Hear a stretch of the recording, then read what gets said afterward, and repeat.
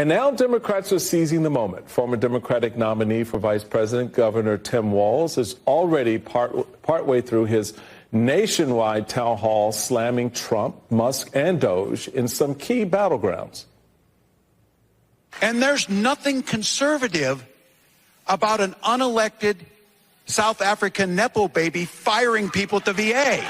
And again, I got to be honest with you. They hate public education. I think they hate it for the reason we all know in here. It's easier to run an authoritarian government if you don't have a population that knows. So again, obviously I don't have all the answers, but I think it's appealing to people's sense of decency. Again, I should be careful about that. I thought a message that we should value all people and we should have an immigration policy that adheres to the law but adheres to humanity. And they talked about eating dogs and cats, and they won. My mama always warned me about those South African Nepo babies. And hey, here we are. Walz's tour is just getting started. He's holding more town halls across the Rust Belt this coming week. All right, guys, so we got to talk about Tim Jazz Hands Walz, who last time we heard from this guy, he was going on a xenophobic rant against Elon Musk, okay? Xenophobia seems to be something that Democrats are heavily engaged in now because they continue to point out the fact that Elon Musk is South African, even though he is an American citizen. But for whatever reason, Democrats now hate Africans, okay? The Democrats are showing that, hey, they're still the party of Jim Crow and racism, okay? It's not good to treat African Americans the way the Democrats are treating Elon Musk, an African American man who has just saved 2 astronauts from space after Joe Biden stranded them on the International Space Station. I haven't heard any Democrats come out and to thank Elon Musk, okay, even though a lot of them spent a whole lot of time calling Elon Musk dumb and calling for the government to defund SpaceX, which again is responsible for saving astronauts. This dude is probably one of the most unintelligent billionaires I have ever met or seen or witnessed. Which, you know, you can probably even glean that from watching these people on TV. Anyways, all of that is to say is that they don't do their homework. Clearly, like, they're putting 19-year-olds in at the Treasury. This dude is not smart.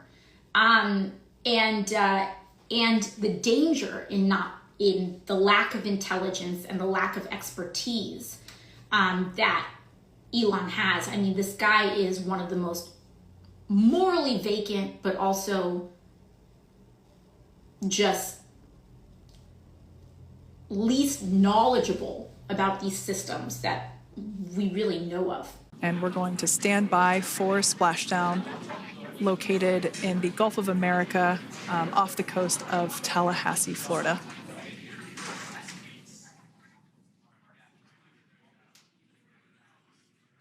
And splashdown. Crew 9 back on Earth.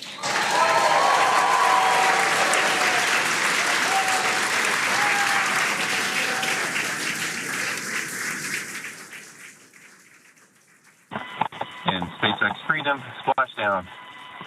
Good main release. Copy, splashdown. We see main chutes cut. Nick, Alex, Butch, Sunny, on behalf of SpaceX, welcome home. Yeah, according to AOC, one of the most unintelligent billionaires that she has ever met or seen. AOC, I think what she said there tells you everything you need to know about her judgment, okay? The judgment of the Democrat Party to basically try to go after Elon because he disagrees with them, right? So with that being said, Tim Walz, again, we got to talk about him because he is essentially on the campaign trail. The dude seems to be running in 2028, and he started off his campaign by being as unhinged as possible towards anybody who agrees with President Trump, any Republican, any conservative, anybody who disagrees with Democrats. Tim Walz basically thinks is a bad person, right? And again, that's what we have to talk about here as he essentially tries to save the Democrat Party. Speaking of Tampon Tim, he's back. And he says it's all his fault. Look, I own this. We wouldn't be in this mess if we'd have won the election. And we didn't. We have to make sure that Americans know it's not just that Donald Trump is bad, but we're offering them something better. And I think that's what we need to work on. And Tampon's sure putting in the work. He's launching a nationwide town hall tour in Republican districts. He's obviously running. Does anybody want this? Walz inserting himself into the national conversation is like the guy at the cocktail party with bad breath. And he's got company. Gavin, Mayor Pete, and Rahm Emanuel are all jockeying for the nom. Gavin soft launched his campaign with a new podcast. Michelle Obama trying the podcast thing, but the premiere was a flop. Barack hasn't even promoted it. That's weird. Mayor Pete moved to Michigan hoping to run for Senate, but now he says he'll sit that race out too and focus on the future of the country, which means he's running for president. And now Maxine Waters, no relation, says that Trump slimming down our spending is setting the stage for a civil war. I'm worried that Trump is on the edge of creating a civil war. He alluded to it more than once. He alluded to the fact that if he did not get reelected, that there could be a civil war. What does Trump expect? Oh, I believe he expects violence. I believe he expects confrontation. I believe he's working toward a civil war. Yeah, so again, two Democrat Party hopefuls, okay, for 2028. Tim Walz and Gavin Newsom decided to join together to do a podcast to talk about the future of the Democrat Party and how to save their failing party. And I want you guys to notice the differences between the two approaches here, okay? Gavin Newsom, we know his transformation is fake. He's trying to pretend as if he's going through some like political realignment to become a more moderate person who understands conservatives and Trump supporters. It's all fake nonsense because he sees where the wind is blowing, right? That his party is a party of lunatics, okay? He represents a Democrat that knows the direction that Democrats need to go in, but again, he's just not the guy to do it because his track record is too bad. And Tim Walz represents the guy that is just unhinged, and he believes that Democrats should remain extremely Trump deranged and unhinged. And this conversation, I think, really is going to highlight the choice that the Democrats currently have in regards to the direction of their party. And I want to react to it. So without further ado, let's get into it. Yeah, Bill Clinton said it better than anyone years and years ago after shellacking. Given the choice, I'm paraphrasing, the American people will always support strong and wrong versus weak and right. Because I saw it for me, and not that I spend much time thinking about this, and it just baffled me how much time they spent trying to attack me that I wasn't like masculine enough in their vision. Yes. Like I would have never believed this. I saw Fox News did like a couple days because I used a straw. And I'm like, hell, man, what am I?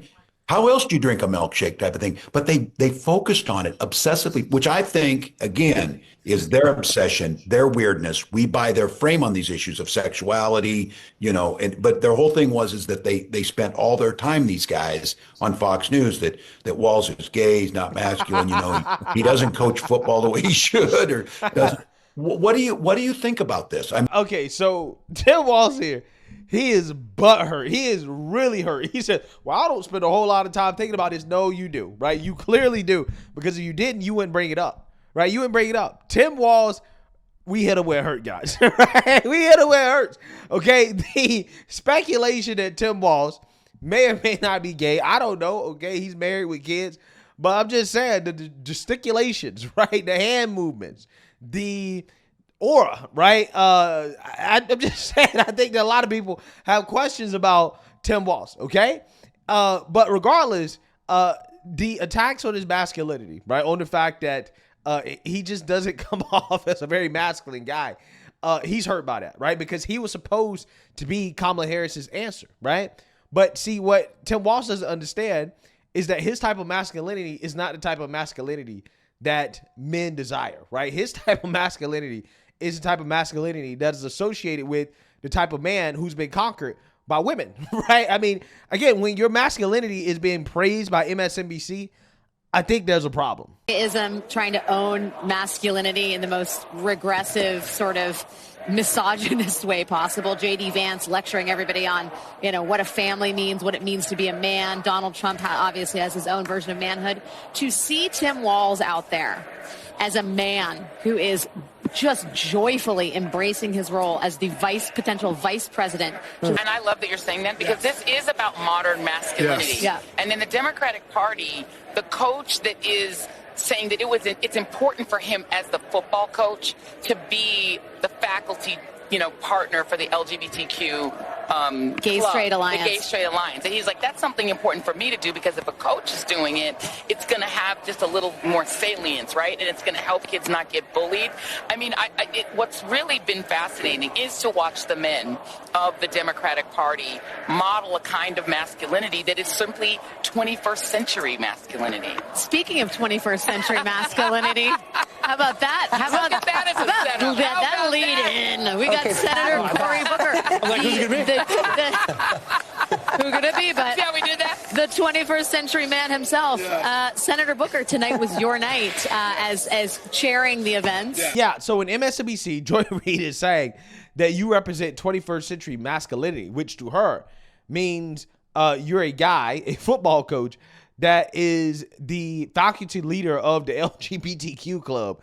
Then, I'm just saying you probably should not be upset when people have questions, right? About, your masculinity. I'm just saying, right? Like, I mean, if Tim Walz is going to be mad at somebody, don't be mad at Trump supporters, be mad at MSNBC. They're the ones that defined your masculinity in a way that I wouldn't want, right? So, hey, Tim Walz is mad at Trump supporters. But again, the reason why is because deep down, he's hurt. He's really, really, really hurt by the attacks against him.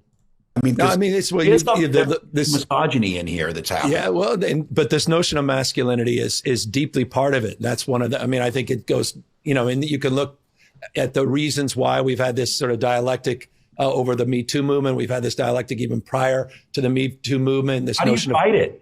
This I notion think of I could kick most of their ass. I do think that if they want to. I know I can outrun them, but I don't know if we're going to fall into that place where we want to. Okay, we challenge you to a WWE fight here type of thing.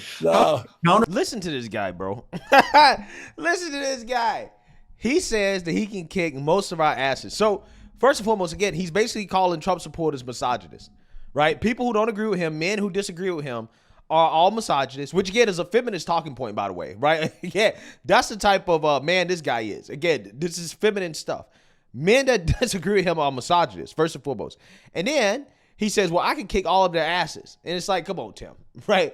Really, Tim, okay, you don't even look like you have old man strength, right? There are guys in the gym, right, especially white guys, okay, in the gym that look like they got old man strength. Where it's like, they're not that strong, but they're actually really, really, really strong when it comes to the stuff that actually matters.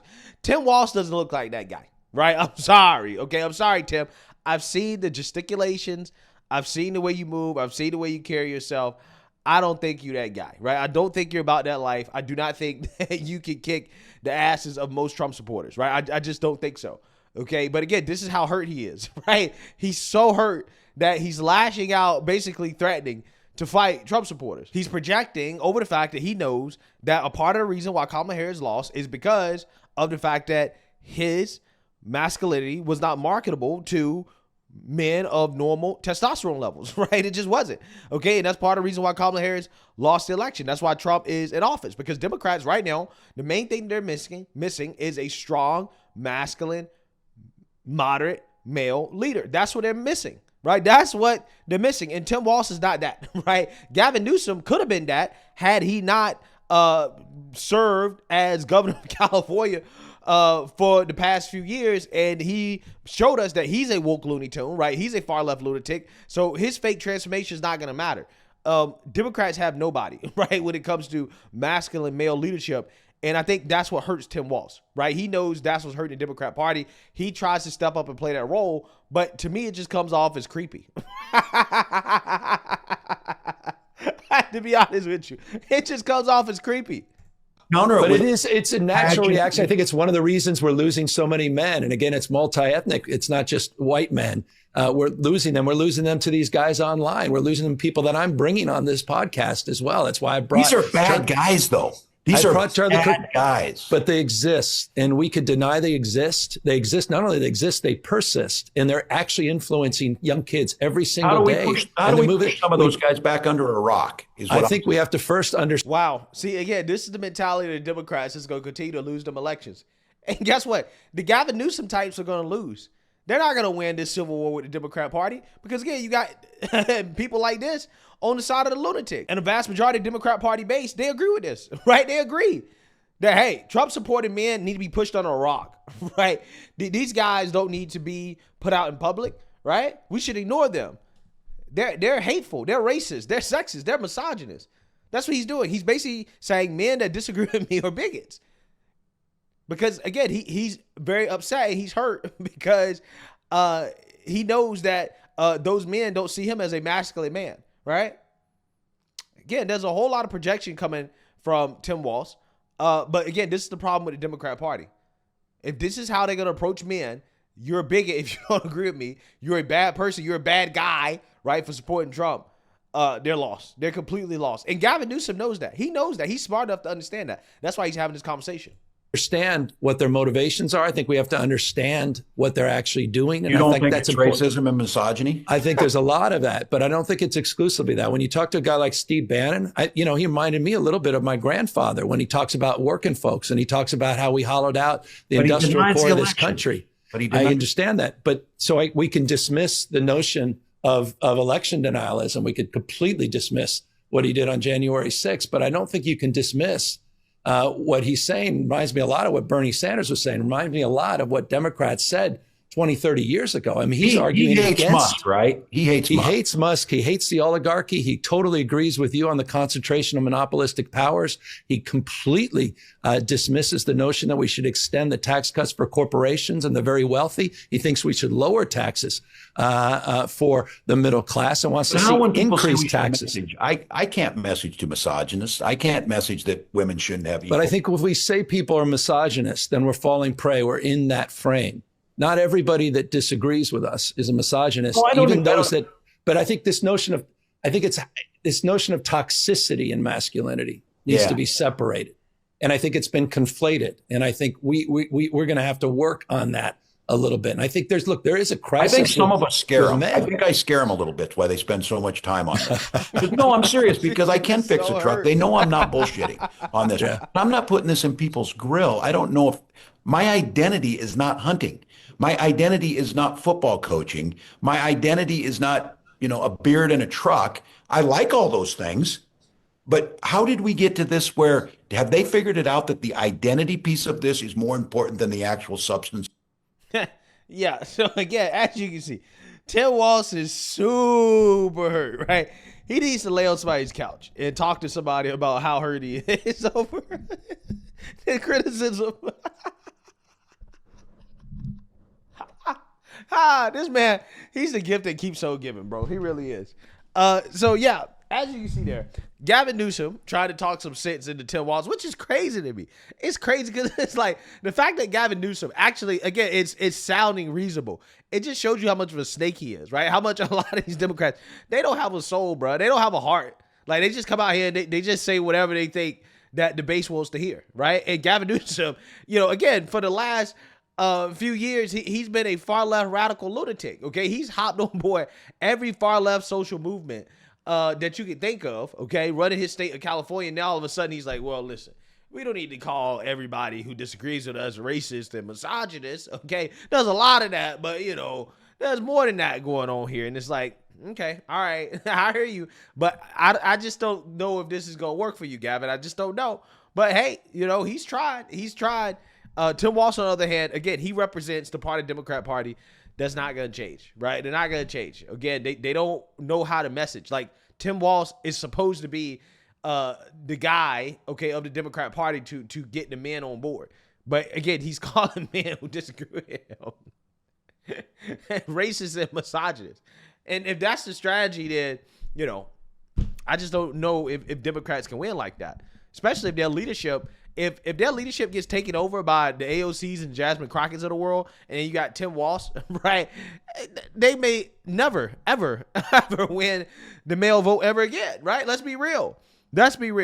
So let me know what you guys think. Make sure you like, comment, and subscribe. Most importantly, share a Black conservative perspective. Peace.